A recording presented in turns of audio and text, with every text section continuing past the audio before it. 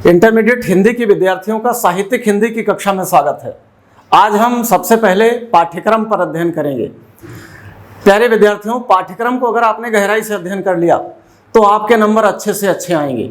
तो चलिए हम सबसे पहले पाठ्यक्रम देखते हैं। ये है साहित्यिक हिंदी का पाठ्यक्रम कक्षा 12 का। कक्षा 12 का पाठ्यक्रम है।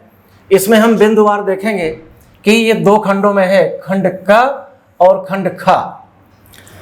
इस विषय में 100 अंकों का एक प्रश्न पत्र होगा, 3 घंटे का होगा और इसमें गद्य पद्य खंड काव्य कहानी और संस्कृत गद्य पद्य निबंध काव्य सौंदर्य के तत्व संस्कृत व्याकरण और अनुवाद, इतनी चीजें पूछी जाएंगी।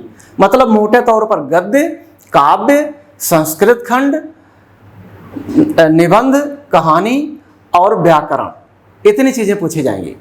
अब आप देखें पहला प्रश्न क्या आएगा। नंबर 1, हिंदी गद्य का विकास। आपकी जो हिंदी पाठ्यपुस्तक है उसमें हिंदी गद्य की भूमिका दी हुई है, तो भूमिका को आप बार बार पढ़िए। उसमें से 5 प्रश्न आएंगे और वो एक नंबर के होंगे, ये 5 अंकों के होंगे। याद रखिएगा, आप भूमिका पढ़ते नहीं हैं, आप मॉडल पेपर ले लेते हैं, उसमें से एक नंबर के प्रश्न पढ़ते हैं और आपने 10 प्रश्न पढ़ लिए, पता नहीं 10 में से कोई आया कि नहीं आया। अगर आपने भूमिका पढ़ ली तो सारे के सारे प्रश्न आएंगे और ये 5 प्रश्न आसानी से हल नहीं होते। और याद रखिएगा, अगर ये हल नहीं होते तो आपके नंबर कम होते चले जाते हैं। तो हिंदी गद्य की भूमिका पढ़ना आपको अति आवश्यक है। प्रश्न नंबर 2 आएगा, हिंदी काव्य साहित्य का विकास। अब ये आधुनिक काल पूछा जाएगा। भारतेंदु युग, द्विवेदी युग, छायावादी युग, प्रगतिवादी युग, प्रयोगवादी युग और नई कविता, इनकी काव्य प्रवृत्तियां, उसमें परिवर्तन, प्रतिनिधि कवि और उनकी प्रमुख कृतियां। मतलब काव्य साहित्य में आधुनिक काल पूछा जाएगा। भारतेंदु युग, द्विवेदी युग, छायावादी युग, प्रगतिवादी युग, प्रयोगवादी युग, नई कविता, इनकी विशेषताएं और इनसे संबंधित कवियों का विवरण आपसे पूछा जाएगा। 5 नंबर, ये 5 नंबर। और ये आसानी से आपको मिलेगा नहीं जब तक आप तैयार नहीं करोगे तब तक। और तैयारी कहाँ से करनी है? अपने हिंदी पुस्तक की काव्य की भूमिका से तैयारी करनी है। या आप मेरे चैनल पर चले जाइएगा, वहां मैंने हिंदी गद्य का विकास एक अलग वीडियो बना रखा है, हिंदी काव्य का विकास एक अलग वीडियो बना रखा है और अधिकतर प्रश्न उसी से आ जाते हैं। प्रश्न नंबर 3 देखिए, गद्यांशों पर आधारित 5 प्रश्न। मतलब गद्य खंड आएंगे 2 अथवा करके, एक आपको करना है। उसी गद्यांश को गौर से पढ़िए, उसी पर आधारित 5 प्रश्न पूछे जाएंगे। वही 5 प्रश्न आपके गद्यांश में छिपे हुए हैं। अगर आपने गौर से गद्यांश पढ़ लिया तो 5 के 5 निकल आएंगे। एक प्रश्न 2 नंबर का है, बहुत महत्वपूर्ण है, ये 10 नंबर का है। और अगर आपने कुछ भी लिख दिया तो ये 10 कटते नहीं हैं, इतना ध्यान रखिएगा। कोई प्रश्न छोड़ना नहीं है, किसी भी प्रश्न का उत्तर अगर आपको नहीं आ रहा है तो लाइन छांट के ही लिख दीजिए, लेकिन लिख जरूर दीजिए, नंबर तभी मिलेंगे। प्रश्न नंबर 4 देखिए, पाठ्यक्रम में निर्धारित पद्यांशों पर आधारित 5 प्रश्न। अब काव्य खंड है, कविता खंड है। कविताओं में 2 कविताएं पूछी जाएंगी अथवा करके, किसी एक को करना है। उस कविता पर आधारित 5 प्रश्न पूछे जाएंगे और उन 5 प्रश्नों का उत्तर आपकी उसी कविता में छिपा हुआ है। हाँ, उन 5 प्रश्नों के उत्तर तब दे पाएंगे जब आपको कविता का अर्थ आएगा। तो आवश्यकता इस बात की है कि अपने काव्य खंड के अंतर्गत जितनी भी कविताएं हैं सबको बहुत कायदे से पढ़ लीजिए, सबका अध्ययन कर लीजिए, सबकी व्याख्या आ जाए। ये 10 नंबर का आएगा, एक भी नंबर कटता नहीं है। अब आ जाते हैं प्रश्न नंबर 5 में। ये 2 खंडों में है, क और ख। एक लेखक का साहित्यिक परिचय आएगा, जीवनी, कृतियां और भाषा शैली। बच्चे बहुत भ्रमित होते हैं कि हम जीवन परिचय लिखें कि साहित्यिक परिचय लिखें। तो आप हेडिंग डालो साहित्यिक परिचय श्री वासुदेव शरण अग्रवाल। और बगैर जीवन परिचय के साहित्यिक परिचय अधूरा है। तो पहली हेडिंग होगी जीवन परिचय, बीच में साहित्यिक परिचय, तीसरी कृतियां। 1 पेज में लिखना है, 80 शब्दों में, बस 1 पेज में। 5वां का ख आएगा, कवियों का जीवन परिचय, किसी एक कवि का जीवन परिचय। कम से कम 3 कवियों को तैयार करना है, कोई एक न एक आ जाएगा। इस तरह ये 5-5 नंबर के प्रश्न आते हैं और इसमें से 5 में से 4 नंबर आपको मिल ही जाते हैं। और अगर आपकी राइटिंग बहुत अच्छी है, आपने कोटेशन बहुत अच्छे लिखे हैं, तो आपको 5 के 5 नंबर भी मिल जाते हैं। आगे बढ़ते हैं। हमने प्रश्न नंबर 5 तक देख लिया है। अब आते हैं हम प्रश्न नंबर 6 में, 6 में देखिए, ये चरित्र चित्रण कहानी आएगा। प्रश्न नंबर 6 है कहानी। कहानी में चरित्र चित्रण, कहानी के तत्व, तथ्यों पर आधारित प्रश्न। आपके कोर्स में कहानी है और 3-4 कहानियां हैं, उनमें से पढ़ लीजिएगा। खासतौर से पंचलाइट तो जरूर पढ़ लीजिएगा, और बहादुर पढ़ लीजिएगा, कर्मनाशा की हार पढ़ लीजिएगा। और अगर कुछ न लिख पाओ तो सारांश तो जरूर लिख दो, नहीं तो काव्य कला, कहानी कला पर आधारित समीक्षा होती है। मैंने पढ़ाया है बहुत अच्छे तरीके से कहानियों को, आप मेरे प्लेलिस्ट में इंटरमीडिएट की जाकर आप देख सकते हैं। तो ये भी 5 नंबर का पूछा जाता है। 4 नंबर आपके कहीं ना गए, 4 नंबर आपको मिल जाते हैं।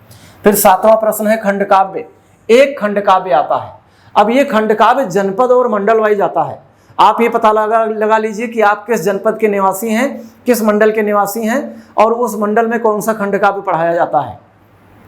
वहां से खंड काव्य के नायक का चरित्र चित्रण, खंड काव्य का सारांश, 2 चीजें तैयार कर लीजिए। आपके 5 में से 4 नंबर कहीं नहीं गए, और 1 से 1.5 पेज में लिख दीजिएगा। अब आते हैं खंड खा पर। यह भी 50 नंबर का है। 8 नंबर का और खा 2 खंडों में विभक्त है। संस्कृत गद्य खंड है। आपकी पुस्तक में संस्कृत खंड है, और संस्कृत में 2 खंड हैं, गद्य खंड और काव्य खंड। काव्य का मतलब श्लोक लिखे हुए हैं, और गद्य का मतलब संस्कृत गद्य में लिखा हुआ है।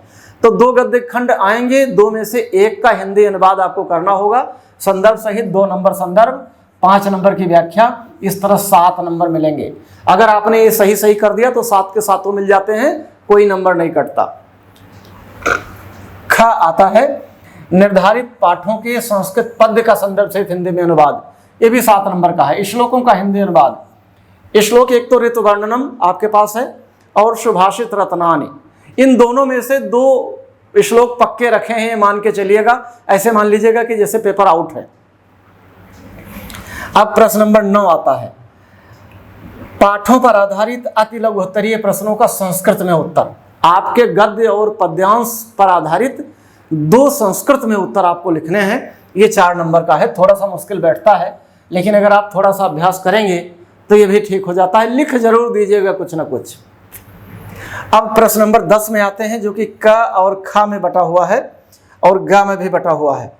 सभी रस, 9 के 9 रस हैं आपके कोर्स में। 9 के 9 रस, ऊपर बढ़ाते हैं अपनी स्लाइड को, देखें 9 के 9 रस हैं आपके कोर्स में। रस कुल मिला के 11 होते हैं, लेकिन मुख्य रूप से 9 रस होते हैं। तो सभी रस, परिभाषा, उदाहरण एवं पहचान। अब आपकी पुस्तक में क्या है कि रस की परिभाषा, उदाहरण बड़े बड़े हैं, जिन्हें आप याद नहीं कर पाते, आप घबरा जाते हैं कि अब क्या करें। आप मेरे चैनल पर चले जाइएगा, हिंदी भाषा डॉक्टर वीरेंद्र शुक्ला। वहां पर मैंने रस, छंद, अलंकार बहुत कायदे से पढ़ाया है, और 1 लाइन की परिभाषा, 2 लाइन का उदाहरण, और आपके नंबर बिल्कुल नहीं कटेंगे, पूरे नंबर मिलेंगे। मैंने बहुत मेहनत की है इन वीडियो बनाने में। तो आप वहां पे जाइएगा और रस, अलंकार और छंद ये सब देख लीजिएगा वहीं से। वर्णवृत्त छंद भी मैंने पढ़ा रखा है। और प्रश्न नंबर 11 ये निबंध आएगा। अब निबंध किसी एक विषय पर आएगा, जनसंख्या, पर्यावरण, स्वास्थ्य, शिक्षा आदि के विषयों पर एक निबंध आएगा, और ये 9 नंबर का होगा। 2 नंबर की रूपरेखा, 7 नंबर की विषय वस्तु। रूपरेखा बनाओगे आप 2 नंबर की, और 7 नंबर की विषय वस्तु। याद रखिएगा, कम से कम 3 पेज का लिखना है। 3 से 4थे पेज में आप समापन कीजिए, समाप्त कीजिए। अगर आपने 1 पेज में निबंध लिख दिया ना, तो नंबर नहीं मिलेंगे। 1 नंबर देकर परीक्षक आपको आगे बढ़ जाएगा। और अगर आपने 3 पेज में लिख दिया, 4थे पेज में समाप्त कर दिया, नीचे समाप्ति सूचक चिन्ह लगा दिया, फिनिश मार्क लगा दिया, तो 9 में से 7 नंबर तो कहीं नहीं गए आपके। और अगर आपकी राइटिंग अच्छी है, कोटेशन आपके अच्छे हैं, तो आपके 8 नंबर पक्के। इस तरह से हमने 11 प्रश्न पढ़ लिया। अब आगे बढ़ते हैं, संस्कृत व्याकरण की बात करते हैं। संस्कृत व्याकरण,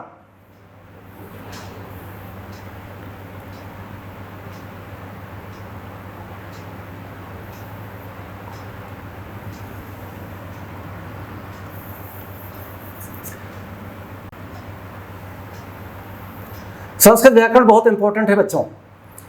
अब आप देखें कि संस्कृत व्याकरण में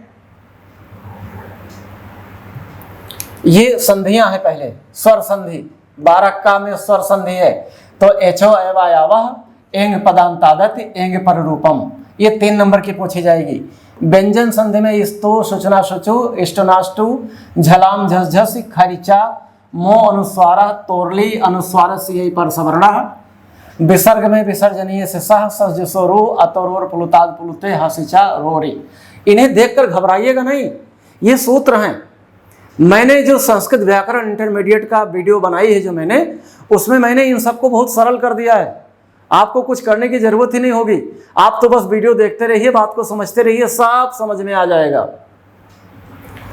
अब 12 का ख है समास। अव्ययी भाव, कर्मधारय और बहुव्रीहि। देखो समासों की संख्या 6 है, लेकिन आपसे 3 पूछा जा रहा है। मतलब बोर्ड ने आप पर कृपा कर दी है कि आपका पाठ्यक्रम बड़ा लेंदी होता जा रहा है, बड़ा लंबा होता जा रहा है, तो चलो हम 3 ही समास पूछते हैं। अब प्रश्न नंबर 13 में आ जाओ। क ख ग घ 4 भागों में विभक्त है।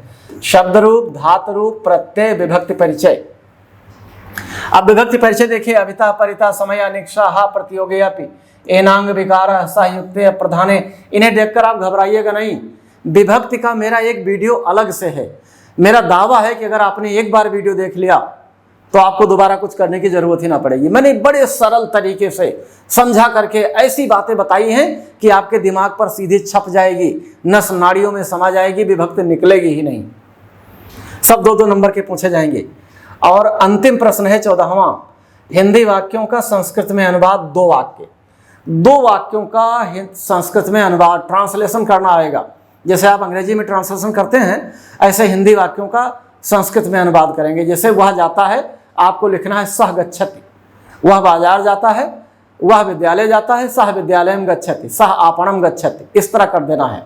अच्छा, अब आप यूं ही अनुवाद नहीं कर पाएंगे। अनुवाद के लिए आपको धातु रूप याद करना पड़ेगा, शब्द रूप याद करना पड़ेगा, संज्ञा, सर्वनाम और एक वचन, द्विवचन, बहुवचन, ये सारे रूप याद करने पड़ेंगे। सारी विभक्तियां, कारक विभक्तियां, कारक का परिचय, सबका परिचय करना पड़ेगा, तब आपसे ये अनुवाद हो पाएंगे। और मैंने संस्कृत व्याकरण के वीडियो में बहुत आसान शब्दों में ये सारी बातें बताई है, जिससे आप अनुवाद भी कर सकते हो। तो इस तरह मैंने 100 अंकों का पाठ्यक्रम आपको बताया है। आशा ही नहीं, पूर्ण विश्वास है बात समझ में आई होगी। धीरे में आगे आगे आपको वीडियो नए नए प्रकार के देते रहूँगा, और जिससे आपको फायदा मिलेगा। और आपका मेरा एक ही उद्देश्य है, आपके अंक अच्छे से अच्छे आएँ। शेष अगले वीडियो में।